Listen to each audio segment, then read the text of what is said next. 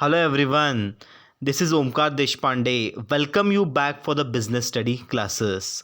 Okay, so far we have started with the third topic, that is public, private and global enterprise.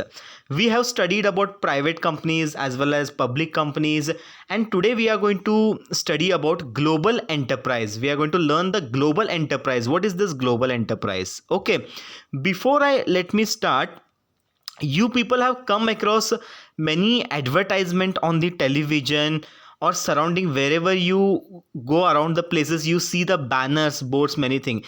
Many all MNCs companies are there, many global companies are there which are running in a country or running in our in particular areas. When you see about those things, when it comes to the global enterprises, the operation activity which will be there in more than two countries. Okay जो businesses जो करते हैं वो एक country में नहीं रहता है, एक कंट्री छोड़ के और भी ऐसे बहुत सारे कंट्री में उनका ऑपरेशन एक्टिविटी रहता है, उसी को कहते हैं हम ग्लोबल एंटरप्राइज. देखो अभी रिलायंस का देखते हो, टाटा कंपनी का देखते हो, या जिंदाल स्टील का देखते हो, या गौतम अदानी का कंपनी का देखते हो. सो ऐसे बहुत सारे ऐसे कंपनीज है जिनका एक्टिविटी सिर्फ इंडिया में नहीं है, इंडिया से बाहर भी उनका एक्टिविटी चलता रहता है, उसी को हम कहेंगे ग्लोबल एंटरप्राइज. जब बात ग्लोबल एंटरप्राइज आता है तो ये कंपनी जो है एक टॉप लेवल में रहते हैं, लेकिन एमएनसीज में रहते हैं, तो इनका एक्टिविटी भी लार्ज स्केल में हो जाता है. इफ यू सी, देखो आजकल हम देखते हैं मैकडोनल्ड्स देखते हैं, केएफसी देखते हैं, many companies those all will come under global enterprises. उसका स्टार्ट हुआ था एक नेशन में, बट उसका एक्टिविटी चल रहे है ऑल ओवर द वर्ल्ड. तो ये सब क्या होता है, ग्लोबल एंटरप्राइज. तो चलो डिटेली पढ़ेंगे. So first meaning, what is the meaning of global enterprise? A global enterprise owns and manage the business in two or more countries. इनके जो business और economical activities जो रहता है टू और मोर कंट्री, सिर्फ एक कंट्री में नहीं रहता है, एक कंट्री छोड़ के और भी ऐसे बहुत सारे कंट्री में इनका एक्टिविटी चलता रहता है, तो उसको हम कहते हैं ग्लोबल एंटरप्राइज. मलबार गोल्ड आप देखा है, रिलायंस का देखा है. सो ऐसे बहुत सारे कंपनीज है जिनका एक्टिविटी इंडिया में भी चलता है, इंडिया का बाहर भी चलता है, तो those companies are called as the global enterprise. तो जब what are the features of this global enterprise? First, huge capital resources. These enterprises are characterised by processing huge financial resources and the ability to raise the fund from different sources. They are able to trap the funds from various sources. First thing is about, जब हम बात करते हैं global enterprises का, तो इनका पास funds बहुत रहता है. They will raise the huge capital from different sources. उनके बहुत सारे ऐसे सोर्सेस रहते हैं, जैसे कि बैंक में से हमको अभी पैसा चाहिए तो हम जाके बैंक से लेते हैं. ऐसे एक ही सोर्स इन बिजनेस के पास नहीं रहता है. They will issue in the one market, they will issue the shares in the different market.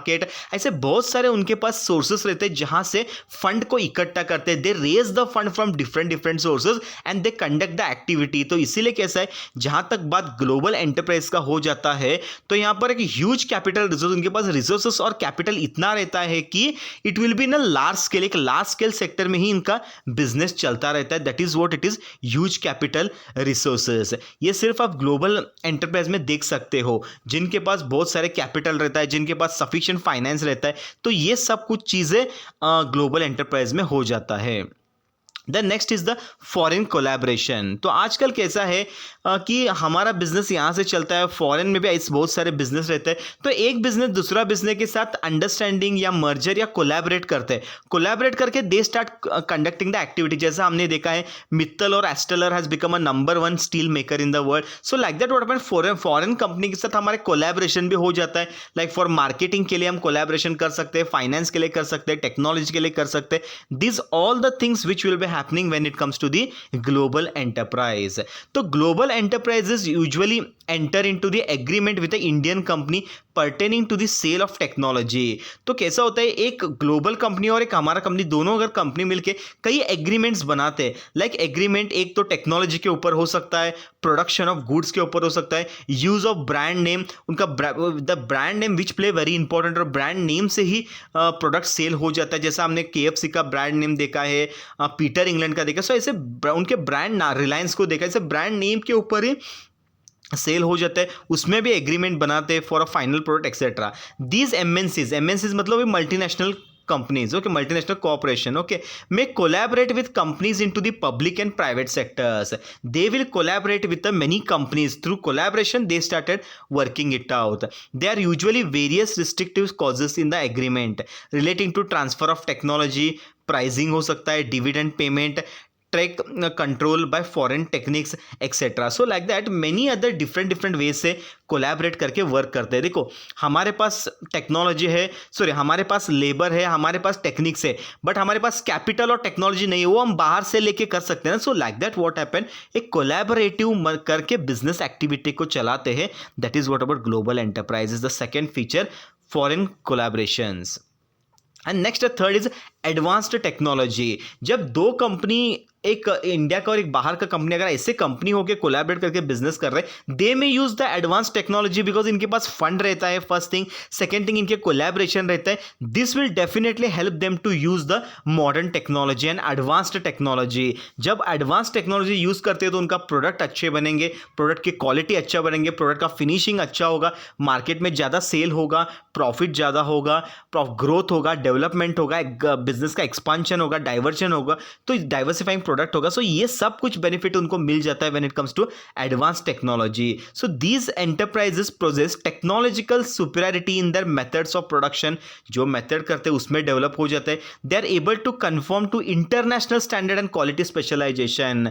जब एक बार ग्लोबल एंटरप्राइज आपको हो गया है, मतलब you started comparing international standard और इंटरनेशनल क्वालिटी स्पेशलाइजेशन, अब you try to maintain it out because you have the advanced technology. Next is product innovation. जब बात प्रोडक्ट इनोवेशन का आता है तो these enterprises are characterized by having the highly sophisticated research and development department engaged in the task of developing new product and superior designs of existing product. Quantitative research require huge investment which only global enterprise can afford. जहाँ तक बात global enterprises का होता है तो product innovation is very important. Innovation मतलब नए नए टेक्निक्स है, नए नए फीचर्स उसमें ऐड करना चाहिए. तो ये पॉसिबल है with the help of global enterprise because they have the capital, they have the technology and they have one department which is called as research and development. तो वहाँ पर नए नए टेक्नोलॉजी आ जाता है, नए नए न्यू थिंग्स अप्लाई हो जाते हैं, नए फीचर्स ऐड कर देते, नए नए software hardware many things they will apply. Research हो जाता है. जब रिसर्च हो जाता है तो एक अच्छा प्रोडक्ट के लिए अच्छा फीचर्स बनेगा, तो ये फीचर्स, वो design, colour, shape, everything market में सेल होगा. So like that what happen, एक प्रोडक्ट इनोवेशन बहुत ही आसानी से पॉसिबल है when it comes to the global enterprises. तो जनरली ग्लोबल एंटरप्राइजेस के जो प्रोडक्ट रहते हैं those all are innovative product. वो प्रोडक्ट यूनिक रहता है, टेक्नोलॉजी, क्वालिटी, क्वांटिटी सब में एक यूनिक वे से रहता है. दैट इज व्हाट ये पॉसिबल है with the help of global enterprise. तो नेक्स्ट फीचर देखेंगे मार्केटिंग स्ट्रैटेजी. तो आजकल आपको पता है एक बिजनेस अच्छा चलना है तो उनका मार्केटिंग स्ट्रैटेजी बहुत इंपॉर्टेंट हो जाता है. जितना अच्छा मार्केट करोगे तो उतना अच्छा आपका प्रोडक्ट सेल होगा, तो प्रॉफिट होगा, ये सब कुछ रहता है. So like that marketing strategy of global companies are far more effective than the other companies. जहां तक बात ग्लोबल कंपनीज का हो, उनका एक एडवर्टाइजमेंट और मार्केटिंग स्ट्रैटेजी, प्रमोशन का एक अलग वे से ही कंडक्ट करते हैं. वो ऐसा कंडक्ट करते हैं कि इसमें से लोगों को अट्रैक्ट हो ही जाता है. If you see the companies like Reliance, India में एक उनका एडवर्टाइजमेंट करने के लिए एक अलग लोग रहते हैं. जब बाहर जाते हैं तो वहाँ के कोई तो ब्रांड को, एम्बेसडर को लेके वो वहाँ पर एडवर्टाइजमेंट करते हैं. So like that what happen, wherever they go they try to attract the people by using the modern marketing strategy. With the help of this modern strategy, what happened? They try to create impression in the mind of the people to buy the goods and services. ये possible है with the help of marketing strategy. If your marketing strategy is good, then definitely it will increase your sales. So the marketing strategy of global companies are far more effective than other company. They use aggressive marketing strategy. उनका marketing strategy aggressive रहता है कि they are ready to invest like anything in a product, in the advertising. okay, तो in order to increase their sale in a short period, तो कम time में ज़्यादा market करके तो उसको सेल बढ़ाने के लिए देखते by using the marketing strategies. Next रहता है expansion of market territories. They go on expanding the market from one region to another region, one country to another country, one district to another district, one area to another area. So with the help of global enterprise what happened, fastly they started developing the businesses. These operations are activity extended beyond the physical boundaries of their own country. They operate through a network of subsidies, branches and effect in a host country. Due to their grand size, they occupy a dominant position in the market. जहां तक बात global enterprises का हो, they go on expanding their business. इतना expand करते हैं कि हर एक रीजन को कैप्चर करते हैं, हर एक बाउंड्रीज को वो लोग अटैक करते हैं. तो वहाँ हर एक बाउंड्रीज को कैप्चर करके there they started conducting the business activity. ये सब करने से क्या होता है, उनका मार्केट में पोजीशन बढ़ जाता है, उनका प्रोडक्ट नोन हो जाता है. कहीं चाहिए तब प्रोडक्ट उनका मिल रहा है ना, तो that will definitely help them to increase the sales. तो कहीं ना कहीं ग्लोबल एंटरप्राइजेस के with the help of this what happen, उनका मार्केट जो है वो एस्टैब्लिश्ड होते जाता है. एक मार्केट से दूसरा मार्केट ऐसा एंटर होते होते उनका प्रोडक्ट भी सेल होता है and product will become known to everyone. Then next is centralised control. When it comes to centralised control, देखो हर एक कंपनी का उसी के एक हेड ऑफिस रहता है. वो हेड ऑफिस से ही सब कुछ ऑपरेशन, उसका मैनेजिंग एक्टिविटी सब कुछ होता है. लाइक अब हमने देखा है, रिलायंस को देखा है, टाटा को देखा है, इनके हेड ऑफिस सब कुछ बॉम्बे में वगैरह है, बॉम्बे मुंबई में वगैरह है. तो वहां से उनका कंट्रोलिंग ऑल ओवर वर्ल्ड में कंट्रोल करते हैं. That's what centralised control. They have their headquarters in their home country. जहां पर बिजनेस स्टार्ट होता है वहां पर उनका होम कंट्री में हेड ऑफिस रहता है. And exercise control over all the branches and subsidy. वहां से ही हर एक ब्रांचेस और हर एक सब्सिडी जो कुछ भी वहां पर उनके ब्रांचेस है वो सब कुछ मॉनिटर हो जाता है. However this control is limited to the board policy framework of the parent company. तो कहीं ना कहीं क्या होता है, यहां से ही वो सब कुछ कंट्रोल करते हैं उनके जो कुछ भी बिजनेस है. There is no interference in day to day operation. उनको एक बार पावर देने के बाद में they will look after it, और ये लोग सिर्फ target result whatever it is they started maintaining it. और तो ये ग्लोबल एंटरप्राइज का एक खासियत, मतलब एक हेड ऑफिस एक जगह पर रहता है, इनका ब्रांचेस ऑल ओवर वर्ल्ड में रहता है. हेड ऑफिस से ही सब कुछ मॉनिटर किया जाता है, स्पेशल पावर्स दिया जाता है. तो वहां पर इतने पावर दिया जाता है कि सब कुछ उनके इसमें से वो एक्टिविटी करते हैं. सिर्फ end of the day result या फिर प्रॉफिट में वो ये हो जाते हैं. So like that this is way they conduct the business activity. Okay, तो आज का मैं एक क्वेश्चन पूछूंगा. तो यस, लास्ट टाइम मैंने एक क्वेश्चन पूछा था, आपको सब लोगों ने आपने आंसर दिया था, जवाब दिया था, उसको मैंने ऑलरेडी कमेंट भी किया है. ओके, तो आज का मैं एक क्वेश्चन एक पूछूंगा, what are the examples for global enterprise. जहां तक मैंने थोड़ा एग्जाम्पल्स बोला आपको, रिलायंस का बोला, टाटा का बोला, मलबार गोल्ड का बोला, मैकडॉनल्ड्स का वगैरह बात किया.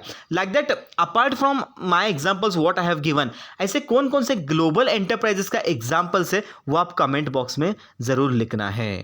Okay, thank you so much.